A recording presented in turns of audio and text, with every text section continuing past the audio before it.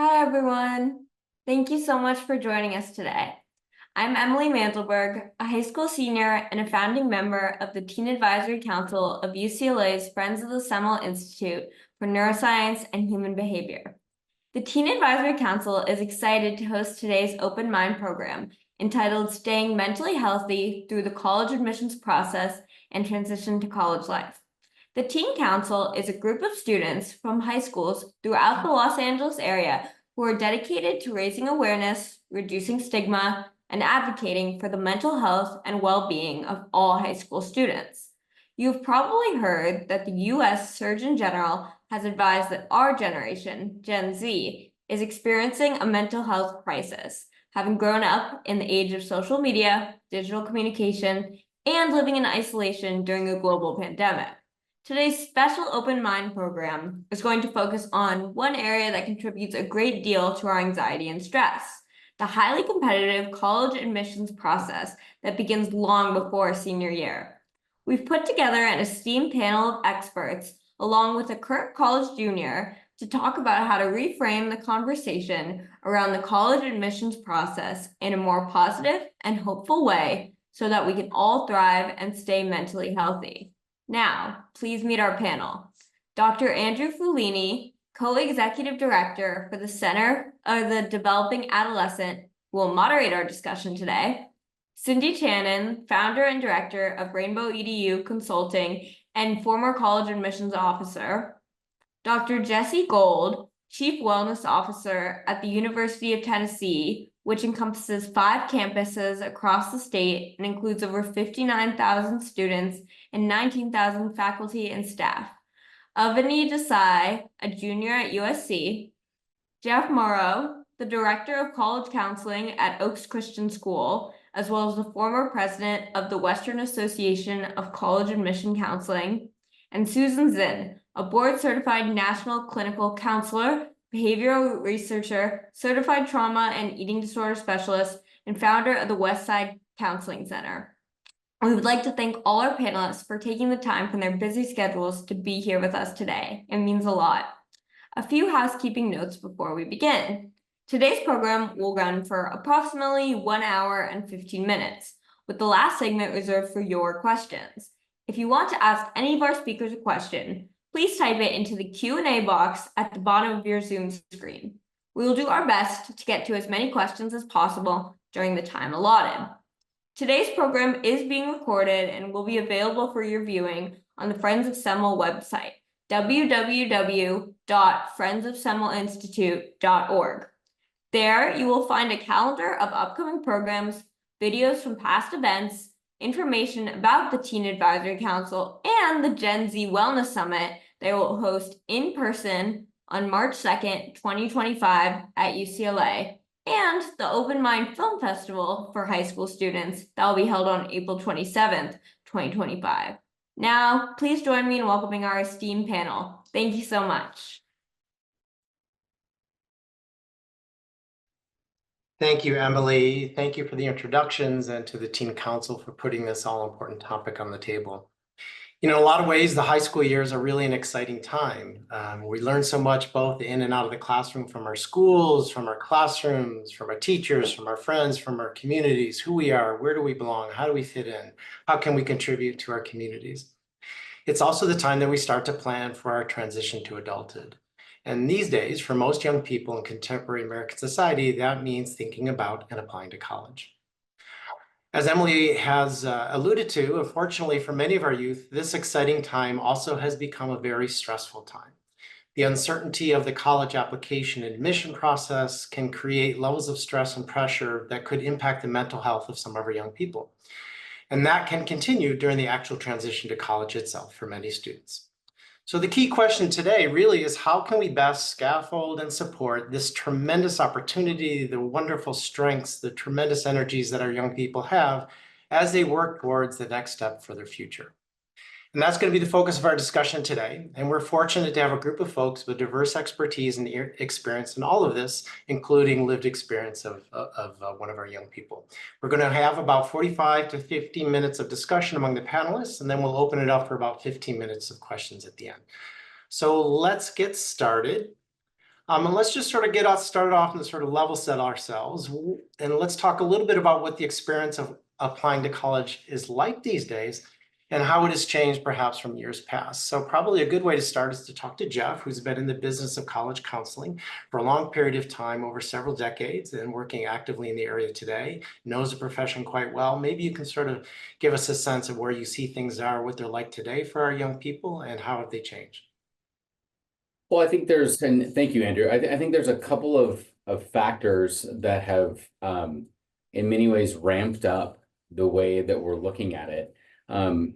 But also, I think I do in some ways reject the notion that has to be like this. I don't think that it does. I do think that there's ways that we can manage it, and I think part of it is that we have more and more treated the idea of admission as a finish line, as the one target, as this thing that will either indict or affirm every decision you have made up till now.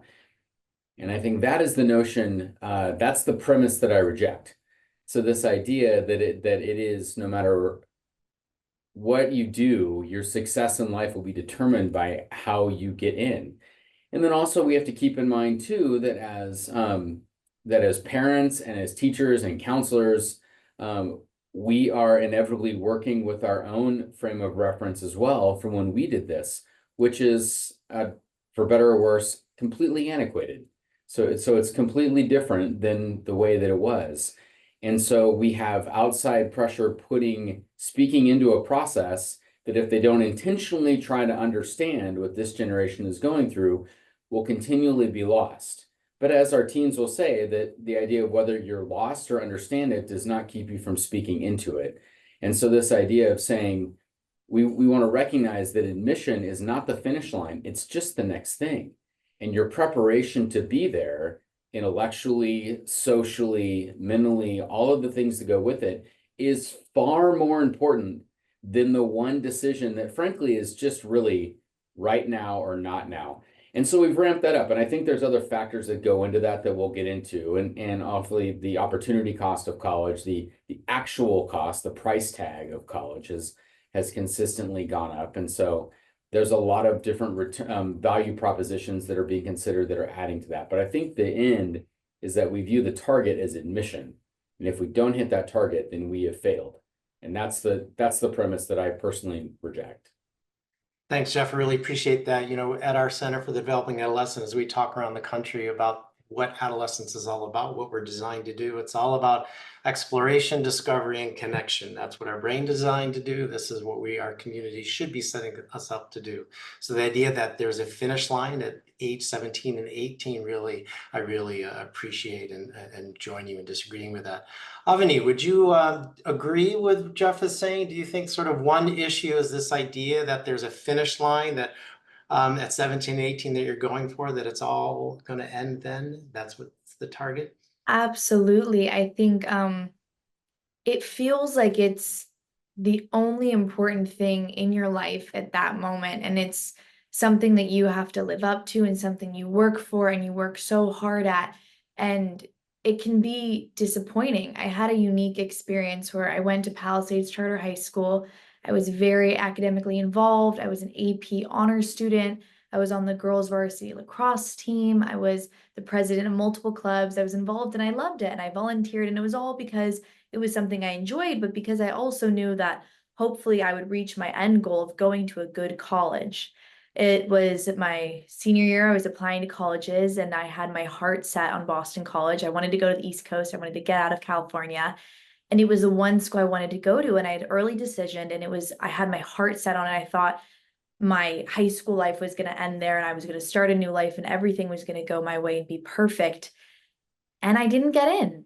And it was the most devastating day of my life. I remember it vividly. I came home and I thought to myself, I truly thought I did everything. And so I was heartbroken, and I early decision to American University in Washington, D.C., because to me, I thought, well, I have to go to college. I can't take a step back. I can't take a break and reevaluate my options. I just have to go. So I applied to American University and I got in.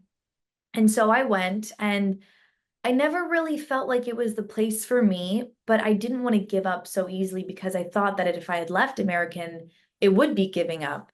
But with the help of Cindy Channon, she was not only my college counselor, but a serious mentor in my life. And she helped guided me and helped me realize that it's not worth staying somewhere where you don't want to be. And it's not technically rejection, it's just redirection.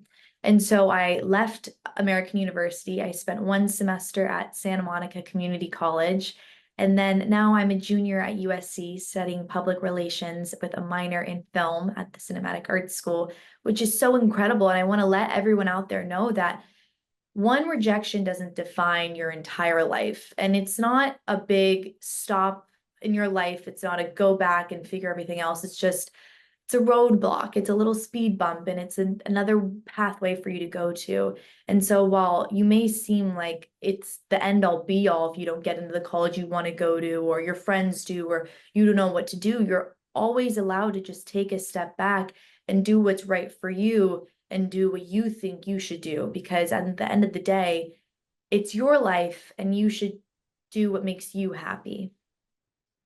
Avani, thank you so much for sharing your journey. I mean, if anything, what you just said was all about exploration, discovery, and connection, right? And the journey that you mentioned as well. And clearly the idea that you should know what you want and the perfect place that's right for you exists at 17 or 18 years old is clearly a problem. So you said so much there.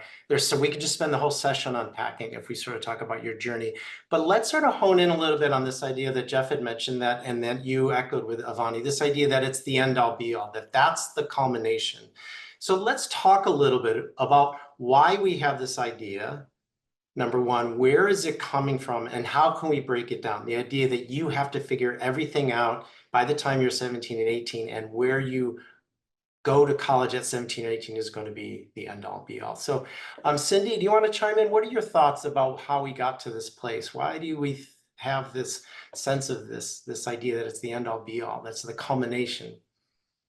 First of all, I am so very just touched by everything everyone's saying, and I couldn't agree more. Thank you, Andrew.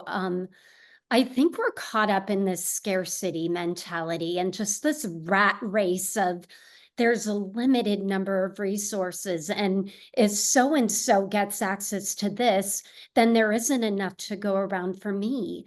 And we feel like we're all pitted up against each other, and students are contorting their body into Cirque du Soleil shapes to try to render themselves pleasing to some coveted institution, when there's this hyper focus of trying to get in, and they're not really identifying, like, what is it that I actually want to get out of this college, of this experience? How do I want to feel? Who do I want to be? And there is a lot of pressure for a 16, 17, 18-year-old to know what it is they want to do or be. But it's kind of caught up in this mentality of, am I good enough? Am I talented enough? Am I doing enough? And I think those are not the questions that we should be asking. It's more, how am I good? How am I talented? How am I going to add value to a community? And just as importantly, how is this school, this opportunity going to add value to my growth and my aspirations? And not giving away our power to these schools. We think that a school is better if it refuses to educate the most number of students possible. That makes it a better school, right? I think you But should say that one more time. I say that one more time, really, because it's a yes, very powerful statement.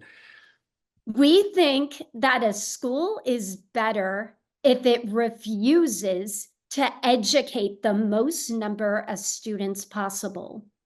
That makes it better. Not necessarily. Students get to be the judge of what a lucrative fit in a school is going to be for them, not US News and World Report, not everyone around them. It's just kind of this systemic thing that we're all caught up in.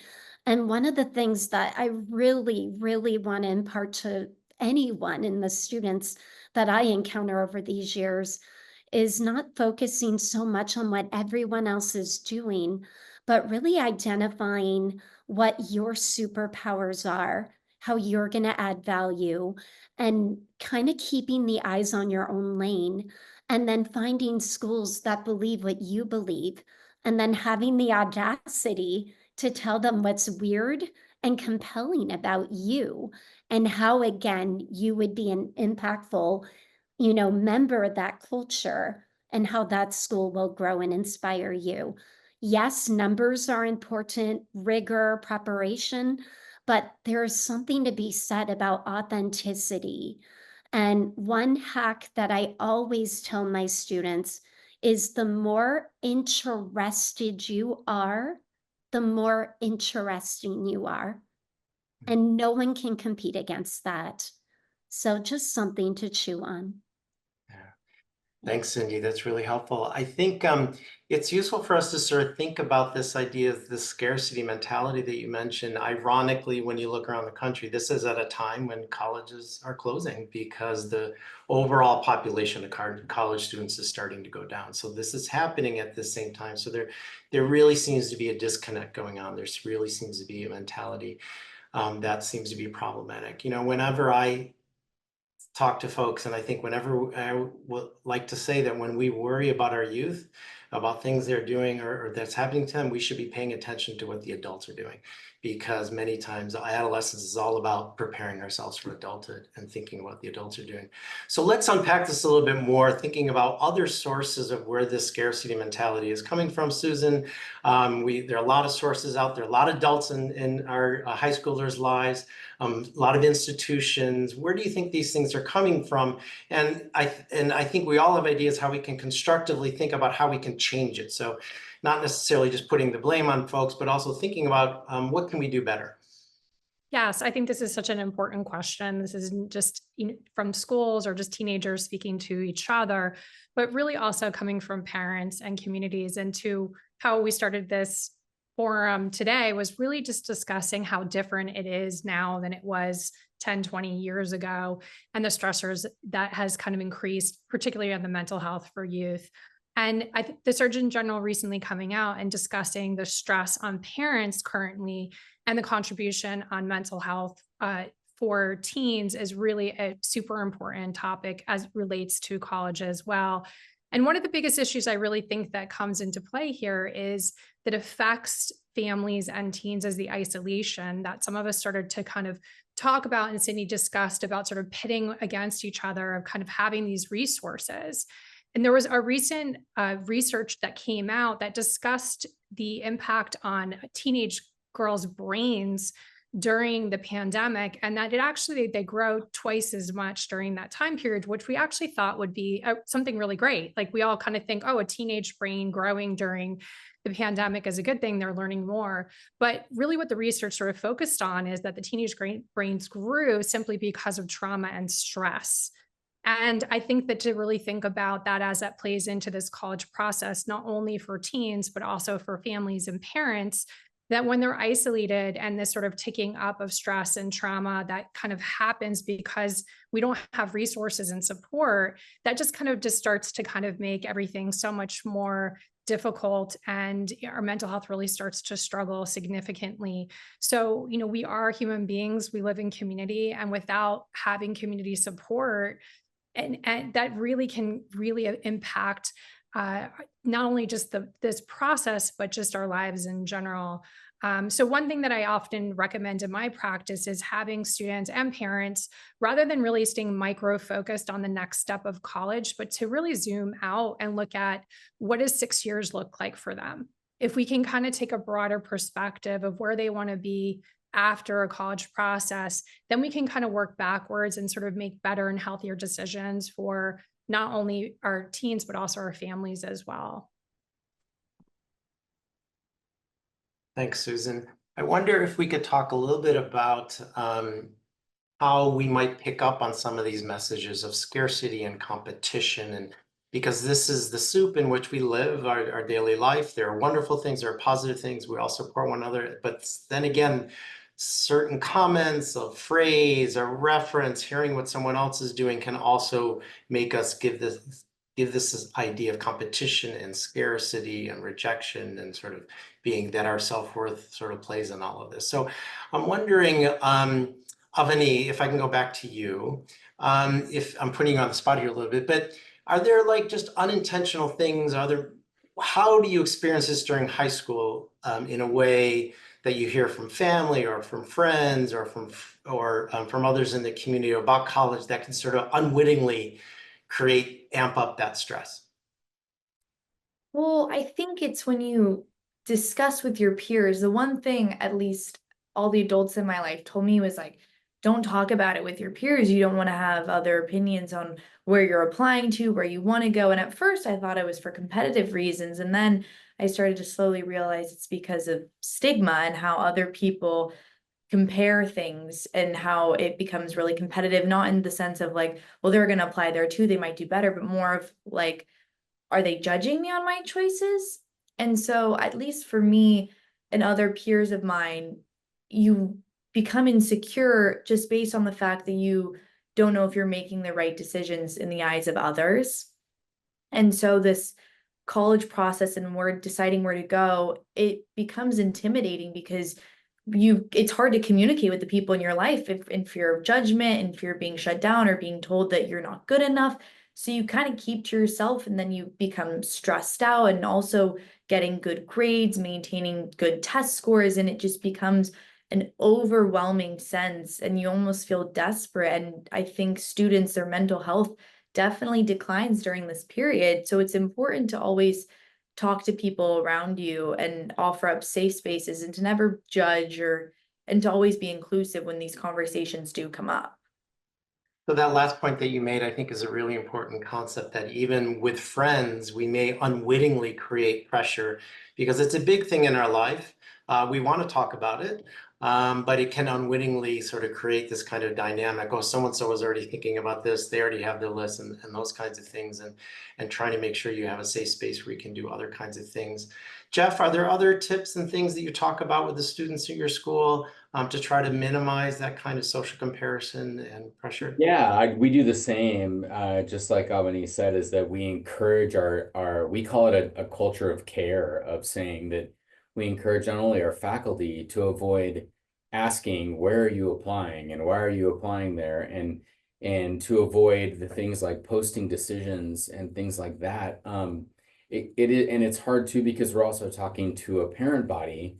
And we have, when you're a parent, you have so much of your self-worth wrapped up in how your students are doing, and everyone has a different measure that for how they're thriving or not thriving, but all of it seems to culminate during this season. And I hear so often a parent will say, what I want is something better for my child than what I had, which I completely agree with that. We all want our children to exceed what we have done. But the problem is that they'll take the college that they went to and they will say, this is where I went, and this is where my father went, and this is where my grandfather went, and this is where my son or daughter is going as well. The problem is that because we have a growing population that is just now starting to shrink in terms of college age, is that the admit rates of these places completely change. So while I don't want to paint the colleges as these kind of big bad enterprises or big bad corporations, college admission is a market just like any other market and behaves just like any other market. And so if a student and a family can look at it that way and say, part of the reason that we have this idea of scarcity is that it's in a college's best interest to encourage that, to make it seem as though that's true. And I think most colleges would acknowledge that the ways that they have to manage their enrollment and admit a class are not the best practices for educating those same students once they arrive. And getting students and families to accept that premise and say that, and then also understanding that The college that your mother or father applied to and went to 25 years ago may have had an admit rate of 75% and now may have an admit rate of 10%. And so it's different. And so the ways that we talk about it are absolutely critical. And also understanding that while peers talk about everything and peers accept each other as the experts, everyone in the hallways of my school has been in college for the exact same number of days. 0, right? So we have to be careful about how we're communicating that. And so we're very clear about saying, this is how we want to do that. The other way that we kind of mitigate that and handle that is that we celebrate every decision. And so we have a bell that we ring for every single decision. And we never even ask what admission decision we're celebrating. It's the idea is that you have an option, you have a place to go to have an impact, you have influence that's going to reach beyond the halls of the school that you're in. And that is something to celebrate. It doesn't matter where it is, and it doesn't matter what the admit rate was, and it doesn't matter if it was your first choice or not. The idea that you have an opportunity to continue to pursue your education is a reason to celebrate, and so we do. Thanks, Jeff. Those are really excellent examples of how to deal with this issue of the sort of the scarcity and the all or none, or that this is the ultimate goal. Jesse, I just want to let our audience know you're a college expert, and we will be turning to college a little bit more deeply, a little bit further, but I'm still going to throw a question at you because I do think this is one topic that has come up in this is rejection. And that is that whenever it starts when we're applying to colleges, but it will continue as we attend college and go through college. But this whole concept of rejection, particularly if it's coming from an institution, right? That it's a class, it's a minor that you apply to, a major you want to get into, or it's a college you apply to. This is going to happen. And so how do you work with students, either from the high school level, or perhaps we can sort of lean into the college, of dealing with this whole concept of rejection? And I want to I'll also ask Susan to and Cindy to chime in on this issue too, because this is another thing that we need to completely reframe and unpack within this context. Sure. So thank you for asking. I work on a college campus, and so I have that kind of college perspective, but in a lot of ways also dealt with a lot of what Avni is talking about myself. And so I think I come from my own experience and from the things that I hear from people, even when they are starting college or later on and starting pre-health or being in graduate schools, thinking about these things. And I think a lot of what Cindy was talking about around sort of recentering it on you and your strengths was a very important thing to be talking about. I don't think that when I was in high school that anybody really asked me why I wanted to go anywhere. They just asked, like, where do you want to go? And that was the point, right? And I think understanding the why and understanding your strengths can help a lot with the rejection, because inherently it's about control and you don't actually have it. And we're not good with not having control. It's why it's like the enemy of all anxiety, and all of this stuff just produces anxiety. So if you can't control an outcome, you want to try really hard to, right? Which is why we do 100 activities and like as many possible things on our CV, because we say, well, I did everything I could to control an outcome that actually can't be controlled, right? And that sort of randomness of it can make it feel like somehow it's about you and somehow it is a rejection of your existence as a human, because I think we also put so much of our own personal value on that outcome. And that comes from culture, that comes from parents, that comes from expectations that we place on ourselves. Like, I sometimes think that no one ever told me that, I just absorbed it. And that's what I learned. And no one said this was the answer, but I never really paused and said why, or how do I fit in this? And I think when we're thinking about that as a way to kind of do better and think about this in a different way, we want to be thinking about those answers, like what makes me have value, and is it just my CV, and why might somebody be excited by the things that I do in my life, and how is this out of my control, and is that okay, right? Because I'm a big serenity prayer fan with most of my patients. The pandemic was a huge time for that. So like, what can you control and what can't you control can be very helpful, because we spend so much time on what we can't. But what we can control is like our reactions and feelings about it. We can control the people that we're surrounded by and the conversations they're having and the things we're doing to support ourselves. We can control the fact that we are filtering and paying attention to the fact that it might affect us, and that's okay. right? The other thing I think about rejection is that it is okay that it might feel bad to not get into the school that you think you want to go to. And you should prepare for that as an expectation. It is okay that this makes me anxious. It is okay that it makes me sad. And I'm going to sit with that feeling and be okay with it. And I'm not going to say that I shouldn't feel what I feel, because your feelings are always valid, but especially when you put so much into it and so much was out of your control. So thinking about it too, like, I might have feelings about this, and I might need to take care of myself around this time period. And I might need ways to think about doing that is also really important. And I do that with tests and exams and all that stuff too, right? Because the same thing, you can study and a professor can make a test that you aren't even supposed to pass. Like, it is intended to have a curve in which you pass at 60, and that feels crummy. And so being able to say, like, that's not my value, but at the same time, it might still make me sad, and that's okay, I think is a really important way of thinking about this whole thing. Thank you, Jesse, for really making that last point. I think sometimes when we are concerned about mental health, we think that strong feelings are not okay. And the transition to adulthood, it's a nervous time. It's an anxious time. You're trying to think about things. And we all know that it's okay to feel that way. If we feel that way all the time, then that's something, that's another story. Thank you for really talking about the idea of rejection or not getting what you want as a form of learning also, because that's what adult life is like. It's part of learning of what it takes to be adult. You try different things. Some of them are not going to succeed. But I also want to throw to Cindy. I think, Jesse, you could actually, everything you said could apply to parents of students who are applying as well. So Cindy, I'm wondering if you're willing, you probably wanted to touch a little bit on our young people, but if you could add in some of the work that you do, how you work with the family to reconceive this whole idea of rejection and so on, of all the issues that we're talking about, because this is very identity salient for a lot of our parents as well. And how do we work with that?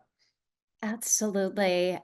First of all, speaking to the notion of rejection, one thing I always love to tell people is to think about it as there's more than one way to get to where you're going, and to not have everything tied in to this one like myopic trajectory that if I don't do it exactly the way I foresee it and envision it, it's wrong. Because what if rejection is protection? What if what if the powers that be are not saying no to you, but they're saying not yet, or not this, because there's something better that when you look back 4 or 5 years from now, you will go, oh my goodness, this actually happened for me, not to me. But we can't see that when we're caught up in the minutia and the pain of the rejection. And there, like Avani said, you can get where you want to go if you are passionate and determined enough, but sometimes you just had to take sort of a circuitous path to get there. And there is more than one way to get to where you're going. And furthermore, regarding the parents, I think it's so important that they allow the teens to drive their process and not like infiltrate it. Like, if a student is in the middle of writing a personal statement that's very vulnerable and personal, and you walk in and it's almost like there's an operation going on, and the essay is like a patient on an operating table, and there's guts and blood and you don't want to do that, because when something's unsutured, it's a very, very like delicate place for a student to be. And I think it's important for them to have that process and present it when it's ready and when everything's cleaned up. Because if something is interrupted when someone is in a creative process, it could shut them down to a very integral, important story that they need to get across, but they're in the process of discovering and finding that narrative for themselves. And also, I think it's really helpful for teens to kind of set aside a sacred time where they can be, punneled questions. They can talk about anything that the parents want to get off their chest. And that's helpful if that is agreed upon and there is a start, a middle, and an end, so that if you are at the dinner table or if you're in a car, you're not going to be ambushed by questions like, have you filled out your Common App? Have you spoken to that teacher? Where are you with your supplement for this school? You know, if it's an agreed upon time, I feel that teens will be more receptive to just like sharing where they're at, and the parents won't be as anxious because they know that they have that appointment in their weekly calendar where everyone can check in and sort of feel out where everything is. So that's a tip that I like to offer parents. Cindy, thank you for offering that. It also makes me think of tips that can be given to extended family before family gatherings. I know it's not uncommon, and Avani is sort of shaking her head that when there's family gatherings during this process, everyone wants to ask the applicant, what's your favorite? What do you want? And that could be, again, an unintentional way that we signal this. And sometimes they want to avoid the family gatherings because they know the questions are going to come. I'm going to ask one more. We're going to focus on one other part of the application process, and then we'll transition to talking about college. But Susan, I'm going to turn this to you. I know a lot of our members of our community who are joining our call today have youth who are neurodiverse, who have had some pre-existing mental health challenges, ADHD or depression or what have you. What can they do, and how can they learn more about campuses, and how can they manage the application process, and also think about what's the right college given their particular individuality? Thank you so much for this question. I think it's so important. And not only as a clinician working with people for 20 years going through this, but also I just went through it myself. I have a freshman in college and I have a senior in high school who are both neurodiverse. So this was something really, really important for me and our family during this process. And one of the biggest things that really came away for me personally, as well as professionally, was really thinking about being like a savvy consumer. Right. When we're looking at schools, we oftentimes kind of think we have these sort of, perceptions and perspectives on schools based on what people say or their reputation. And we kind of make these generalizations about them. But particularly when you have a pre-existing condition or issue that you're dealing with, a learning issue, or even things like food allergies, whatever it may be, it's really important for us to kind of do our due diligence and do the research on these schools to really figure out if this is the right school for us and if it's going to be able to accommodate our needs. So I think, if you can be on campus, you should 100% be going to seeing the learning centers. You should be going to seeing their mental health services. They are not all the same. I mean, I'm really glad to see some of the colleges I'm working with right now are actually making their freshmen kind of swipe in, which is really kind of dictating that these are going to be schools that are very focused on mental health, but not all schools have those resources or the accommodations. Other things to be really looking at is kind of what are the class sizes? What are the school policies? If there was something that you needed to take like school part-time or take leave from school in a certain perspective, what is the school policy when it surrounds issues pertaining to those things? And ultimately, kind of how are you feeling on that campus? Do you feel supported based on your pre-existing issues that you're coming in with or learning differences that you have? And all of that ultimately is just going to be kind of just a really important for you to be more discerning versus just kind of hearing, oh, I had a great experience. Well, we're all not the same. So that's really the best piece of advice that I think is important for parents and students to really think about. You can love the concept of a school, but then really not be the right fit based on kind of what the school provides for you as an individual. Thanks, Susan. That's really important. As you mentioned, some schools have more resources for this than others. Some schools, for whatever reason, do a better job of sharing that with you than someone. So in a lot of ways, it seems like you need to ask the right questions. Jeff, do you want to chime in on this a little bit as you sort of counsel students either individually, or are there resources out there or good sources on the internet for them to sort of look out for different kinds of schools that provide unique services? Yeah, I think the main thing is that when you're doing your research is to simply ask. And I think the idea too of recognizing the size of the place, and I think this goes all the way back to when you're picking, is that So often, as we've mentioned a couple of times, is that we are so quick to accept someone else's version of good for us, and we're so intentional about our education, and our families are so invested in our preparation, only to get to the end and then broadly accept someone else's version of what's good for us. When what I do with our families is that I don't even let us use the idea of saying I want to go to a good college. We don't get to say that. No one wants to go to a bad college. No one is looking for a psychology program that's thoroughly mediocre, right? No one is. So let's get that out of the way. We can do better than that. We can be more purposeful than that when we define what it is that we want. And then when we go and we look and see, say, the fallacy of a ranking, right? And we look at the ranking of a school and recognize that that ranking has no validity unless the criteria that you use to rank the school are the criteria that you're using to pick the school. And when we start to look at those with students and say, look at the top 10 schools in whatever ranking that you're looking at, now tell me what they have in common. And it's very little. Typically, it's what Cindy mentioned at the beginning. It's the number of students that they refuse to educate. And so we want to make sure that we're looking at that and saying, you get to define good.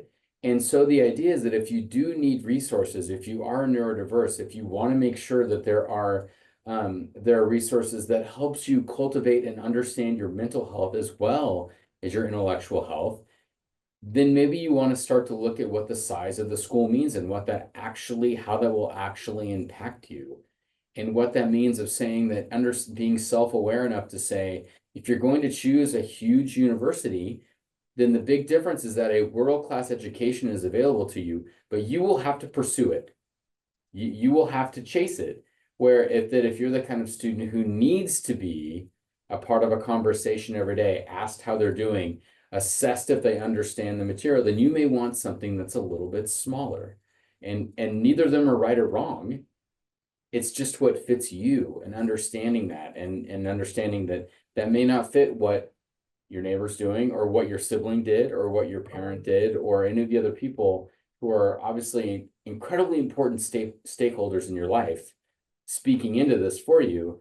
It just requires more self-awareness. And so often we treat it as though we're making a recipe, and we're not.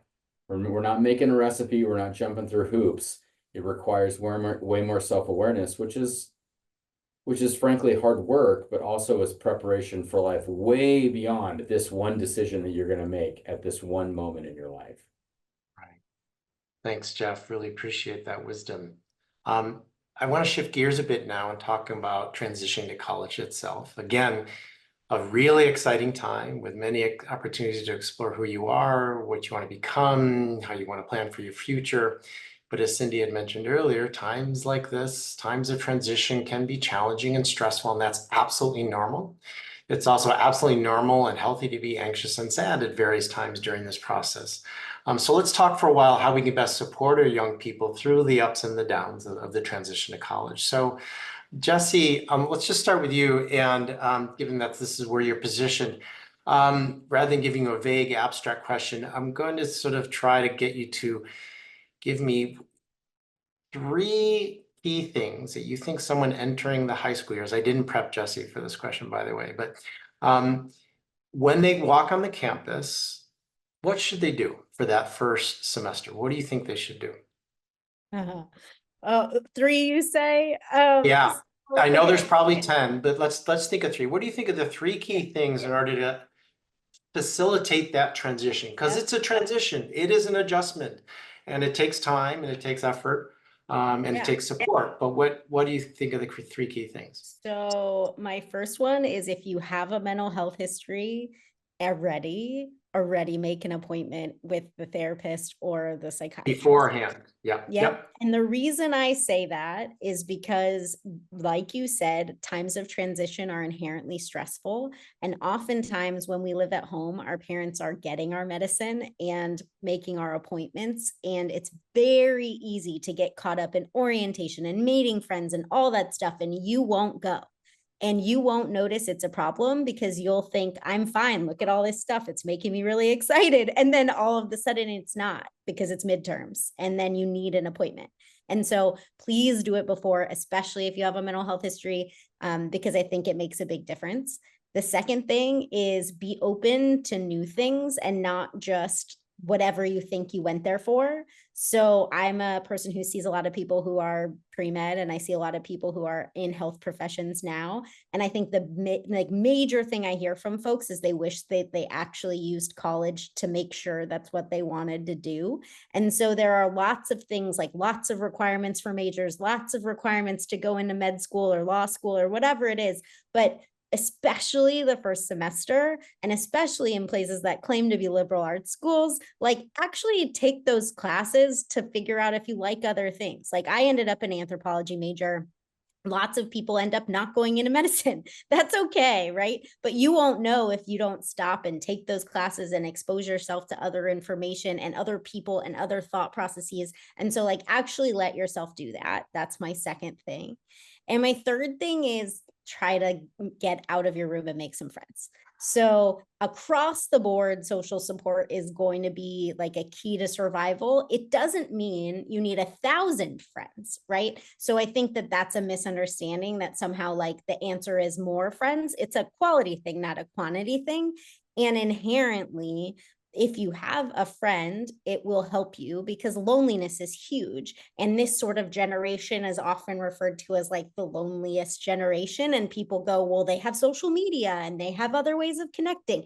And it's completely neglecting in-person conversations and things. So make sure that even if you're stressed, even if you're trying to transition, even if you have social anxiety, that you try really hard to go to some of the things that are planned for, talking to people, meeting people, that you're open to like the kind of discomfort of that, even if you aren't like a person, like some people just love that stuff and meeting people is awesome and you want 1,000 friends. Some people, that's the worst thing you can possibly imagine, but just know you need one friend. And that would be my third thing to say. Awesome, Jesse. Thank you for letting me put you on the spot. Those are three really, really key things. Avani, if I could turn to you a little bit, I won't ask you for your top three if you want to. You're free to offer it. But you've had a couple of transitions, and I was wondering if you could talk about the getting out there and getting to know people and making friends part of it, and some tips for doing that kind of thing, because it can be challenging. It's a new setting, it's a new group of folks. Do you have any suggestions or tips? Absolutely. So when I went to American University, it's in Washington, D.C., I was unfamiliar with the East Coast, and I made it a personal mission of mine. I had a random roommate who turned out to be one of my best friends till this day. I absolutely love her. But we looked at each other and we're like, we are gonna, every time we go out, whether it's to the dining hall, it's to a new class, or it's just on campus, we're gonna say hi to at least, I believe it was 3 people. We're gonna get their names, we're gonna get their numbers, and we're gonna ask if they want to come to our room later, if they want to grab coffee, or if they just want to sit and talk. And I'm pretty social, but it was the most stress-inducing thing ever to just maybe go up to a random person, or even just say like, oh, that looks really good. Like, what are you eating? Or, oh, I love your shirt. Just to go and make that extra effort means the most to people. And you have to remember, people want to be your friend just as much as you want to be theirs.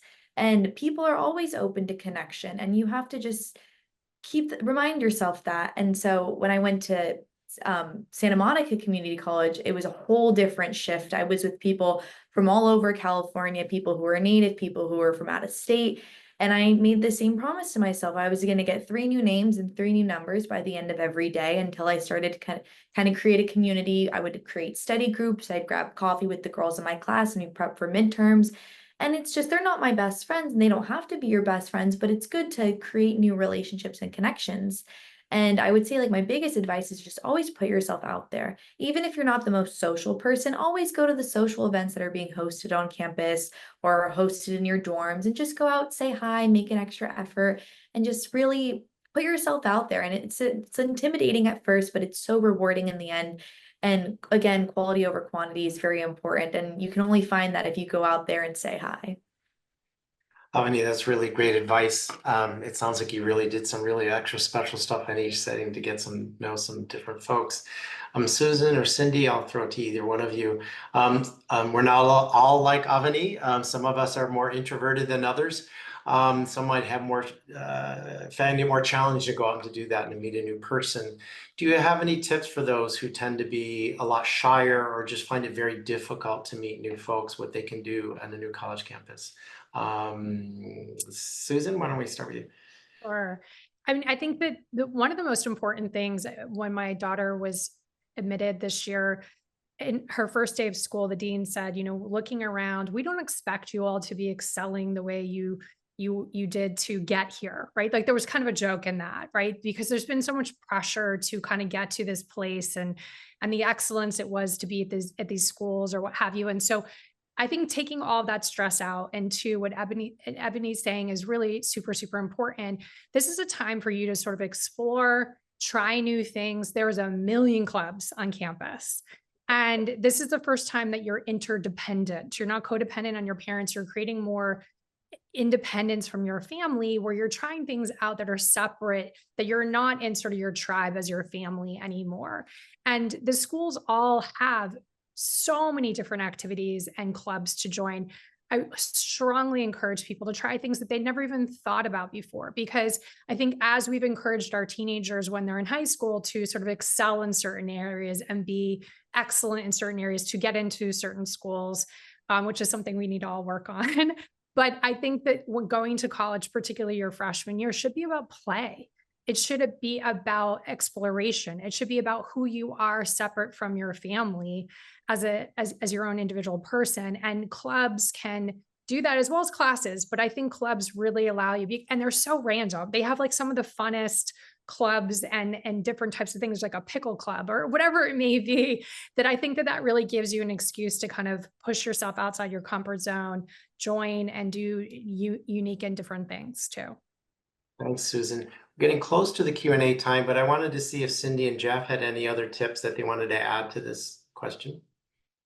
You know, one of the things that I think that we lost a little bit, especially when we went home for COVID, is that we have an increased fear of this idea of the college roommate.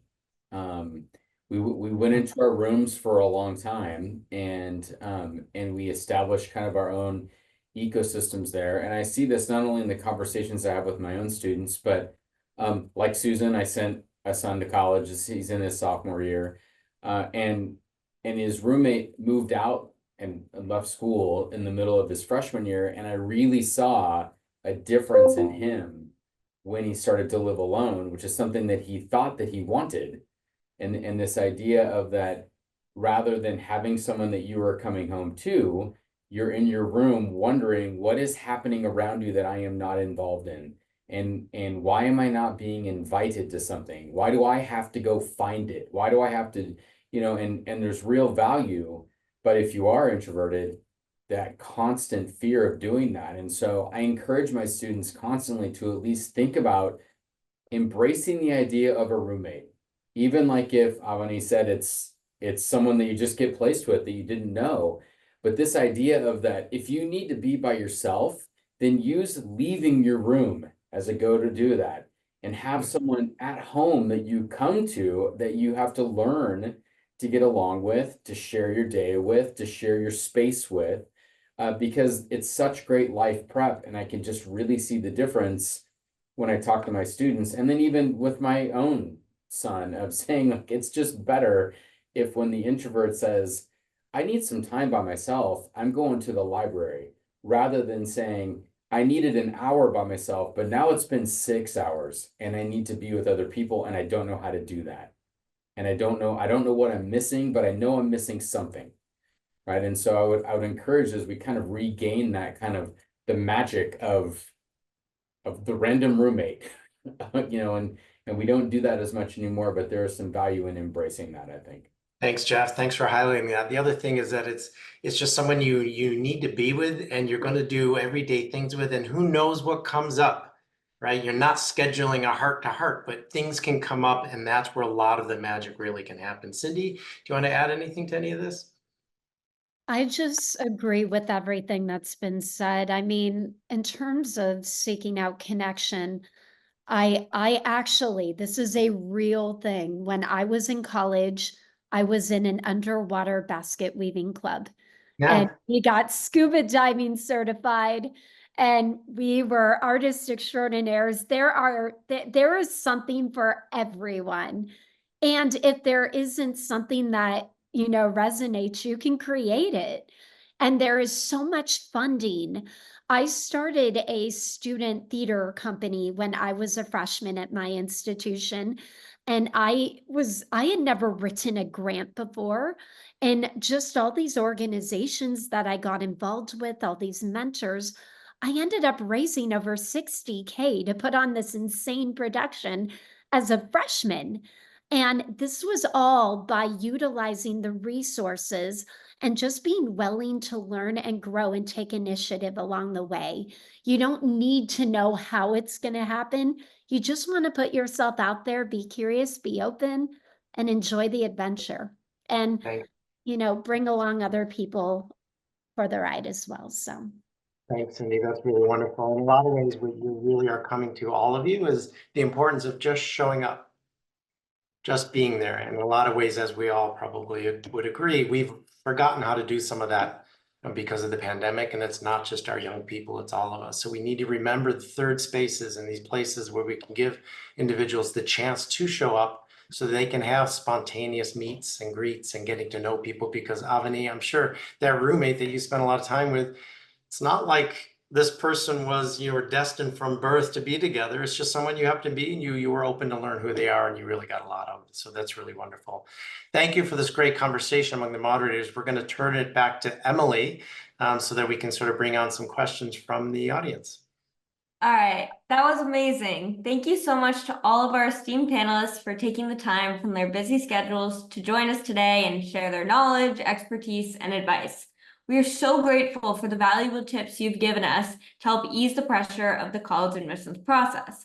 Now it's time for questions from the audience. We'll try to get to as many as possible, but know that if we don't get to your question, in the thank you note email you will receive, there will be links to more resources that might answer some of your questions. So let's start with, so the fear of leaving home can also be a really stressful experience during this time. How does one deal with that, especially if someone has, say, the desire to go far and experience a new environment, but is still struggling to possibly feel independent and ready enough to live without their parents, or feel that they're likely going to struggle with homesickness?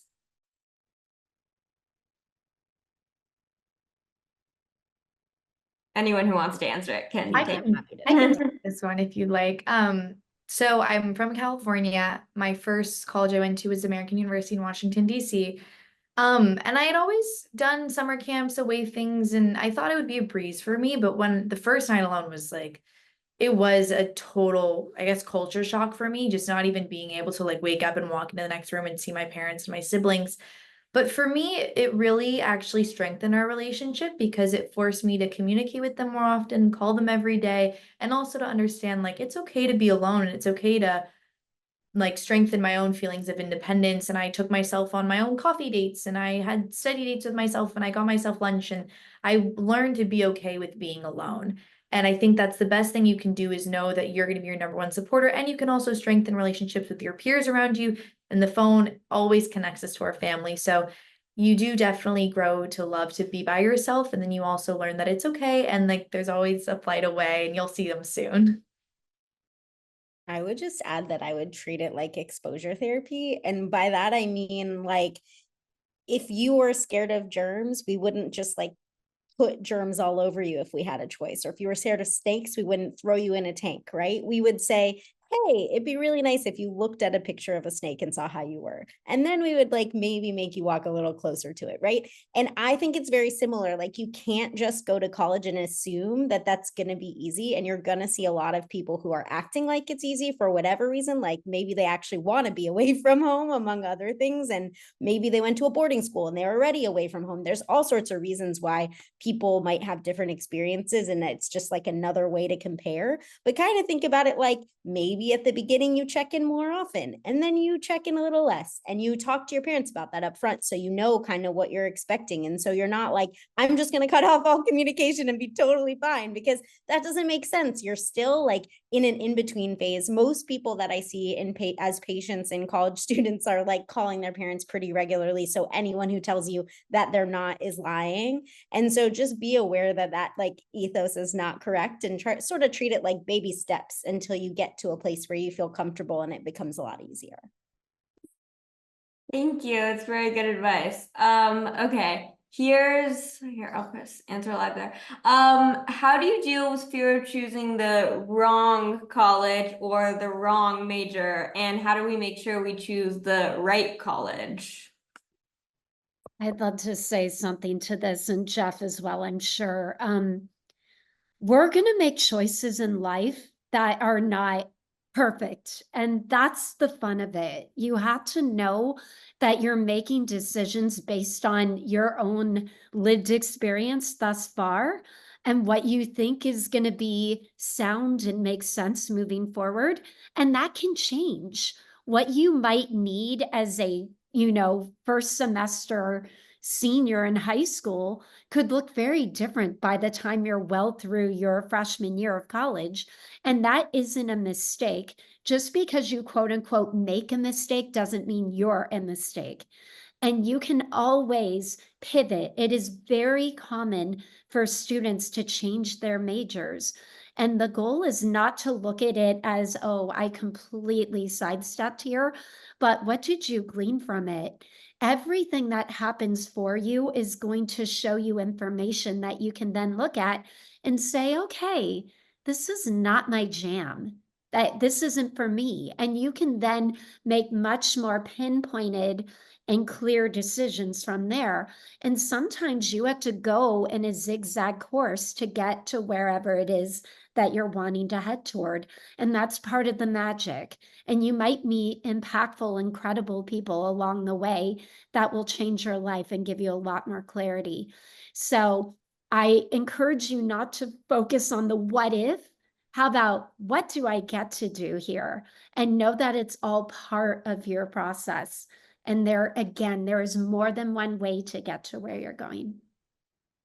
Yeah, I think I would just very, very briefly add that you are the number one variable in your success. You will have more to say about what works for you and doesn't work for you. And Avani just alluded to this, is that you every day you will have to decide that this is your place, right? There will be some things that push back against you no matter what. And it may have been that we've spent so much time in the college process talking about the idea of fit, and we've interchanged fit and comfort. The idea is that you should not be pursuing your own comfort. The idea is that you're in a place where you can be, when you're pushed back against it, you can grow and you can recognize that discomfort and say, okay, I decide this is my place and this is what I'm doing about it today. And whether that's a coffee date or whether that's whatever it may be, but of saying like, I chose this place. I'm in a different season now, and it is hard, but I could do hard things because I'm ready. Because I do have a support system, because I have prepared, because I did research and I do like this place. So even when a professor is unfair, or even if it doesn't work with a roommate immediately, or all of those things that go with it, is that I'm strong enough to do this. And if I'm not today, I will be working towards it. So making that decision of saying I'm the variable, I'm the one who has the most to say about this. And so today I say it, right? And then tomorrow I say it again. Yeah. That was great. So for the next one, I'm going to combine kind of like 3 questions that I think are all sort of related. The first one, I'm just going to like read the 3 and then, yeah. So one is, how can the family support without giving into the pressure for the student for the college application process? And the person who wrote this question wanted to mention that currently their child doesn't want to hear anything from the family. And I want to combine that with 2 questions that are about kind of a when to start. So one of them says, my child is in 9th grade. What is the best way to introduce college prep and selection at this level? And then also one says, help, how do I introduce this college journey to my 14-year-old son? He's stressed out enough reaching his own self-inflicted personal goals. If there is an A, why wouldn't I work hard to make the A when I know I can? I'm afraid his head will explode when college is thrown into the mix. So kind of to summarize all of these, how can parents help support kids who maybe don't want support? And also, how do parents know when is the right time to start supporting, to start mentioning all of this at a younger level? I can speak to that. In the beginning, I sort of mentioned, sort of taking this like zoomed out approach with college of not just thinking about college as the next year if you're applying in the college process, but really zooming out to a much bigger area of, 6 years I mentioned, to kind of just get it to not be so myopic, but more of a bigger lens. And the reason why I brought that up was because I think it's important for students to explore different things. And when you're younger, meet mentors, talk to different people, be curious about different people's experiences. And that is something that parents can help their children with. It doesn't have to be we're focused on college.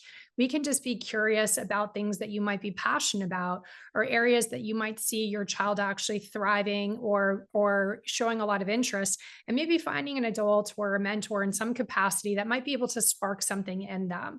So rather than being focused on a college or colleges in that way, what are we kind of seeing in our child that can build their confidence and their interest, and really making them more kind of just passionate about their lives as they're becoming more interdependent, as they're kind of growing through high school with parents. I think that's one of the best things that we can do. And the other thing is really, I think parents have to work really hard at working on their own self-regulation.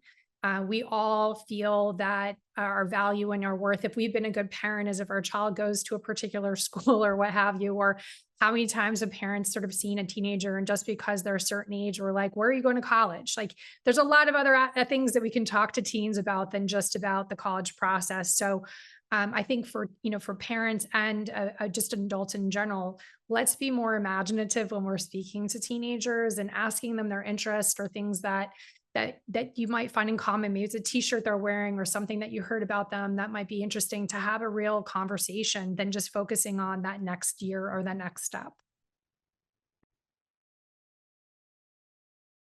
I'd love to just add just this idea of, it's not really when you start this process, and I really want to stress the word process.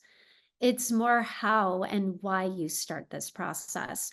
It doesn't matter what age. It's more, I like to look at it as kind of an opportunity to pave one's way through high school, and not just jumping right into putting together a list and trying to market yourself, but more looking at your individual assets, your superpowers, the things that you're not as competent in, and then being able to look at your education as well and see, how has my education up until now been helpful to me and, practical and inspiring? And on the flip side, where's my education overwhelmed me or bored me to tears or not exposed me to things that I actually think would be beneficial as a young adult? And then being like, okay, now what? What do I want more of? What do I want less of? And moving through high school with that mindset and that exploration. And that can inform the nuts and bolts and the pragmatics of the schools and how you allocate your time and energy, but not jumping right into that, but really more like, I hope students jump through this process, not to get into a college, but ultimately to find themselves and then have the audacity to be true to themselves and to get their lives out of it, slowly and surely. Yeah, for sure. So for the next question, again, a lot of people asked it in kind of different ways, but there were a lot of people who wanted us to talk about, or wanted you guys to talk about community college, specifically like the stigma around it there and how to, here, let me find that exact one. Yeah, just the stigma and why that is, and also including people who maybe want to go to community college to transfer. And this specifically is talking about a student and saying, Any advice on how she can handle peers' expectations / judgments and not be disappointed when she sees other peers staring immediately at dream schools? It sounds like the student is being judged for wanting to go community college path there. Or someone even said, if we decide on community college or transfer, would it be too late to join clubs, organizations, Greek lives, etc.? Is community college a good option? So if we could talk about the stigma around it and if it's a good option, and yeah, how to deal with people might not liking it, there's a lot of stigma around it. Yeah. So I think I will speak on that. I am the world's biggest advocate for community college. I had the best time at my one semester at Santa Monica College, I think like ever. I was working at that time, I was doing my classes, and I was having a whole new experience altogether. Now, I will say, as a transfer, I joined so many clubs. I'm in Greek life. I currently live in my sorority house. It was a smooth integration, and most community colleges do that, and they do it really, really well. And they have great connections to help you get into other schools if you're looking to transfer into other schools like the UCs or USC or Pepperdine. But in terms of stigma, I think when I was leaving American, that was the hardest thing for me. And I just felt like I was giving up on myself, and I almost kind of felt embarrassed. And I was worried of what would people think of me? Would they think I didn't try hard in high school? Would they think I'm just giving up? Would they think I was stupid? But I will say, anyone who's looking at you and judging you, they've got their own things going on, and it has nothing to do with you. And you really have to prioritize yourself and put yourself first and say, like, if this is something I want, who cares what other people think? Because ultimately, it's my life, it's not theirs. I would give up nothing to do my one semester at community college and go to USC, even if someone offered me, like, honestly, if someone said if you could get into USC straight out of high school versus what your journey was, I would stay with my first journey and go through community college, because it has made me the person I am today. And I have only the best things to say about it. So in terms of stigma and being scared of what other people will think, ultimately, your college doesn't decide your success. Your journey doesn't decide. No one's going to look at your transcripts and say, oh, you went to SMC for 2 years. Well, how are you qualified for this job? They only see where you finish at. And if your journey is the most important thing for you and you're finishing school, then it's going to benefit you. So I'm a high advocate for it. I can speak to it. My mom was a dean of a community college for 30 years. So I grew up in this, and my children both take SMC classes actually all the time. My daughter's playing all summer. She'll be taking SMC classes. My son, even in high school, is taking SMC classes. I think it's one of the smartest things you can do. You can actually in California and Los Angeles, you can actually have classes that are free or they're $60. And so having students come out with these huge debts from schools is just way too much pressure. And really, to have different resources from that perspective. And also SMC is now a 4-year. There's a lot of 4-year degrees there too. So there's various things that maybe not a 4-year traditional school might work for you as well. And to really be thinking about and considering of what areas that you might be interested, and or a combination of the two. So there doesn't have to be any sort of particular path. And again, I think that more students are actually, or at least in California, I can speak to, really lessening that stigma around it and making smarter decisions of not wanting to go into debt the way the previous generations did. So hopefully the student that asked that question can feel like they're making really great, smart, fiscally responsible decisions from a great university that they have a lot of choices from.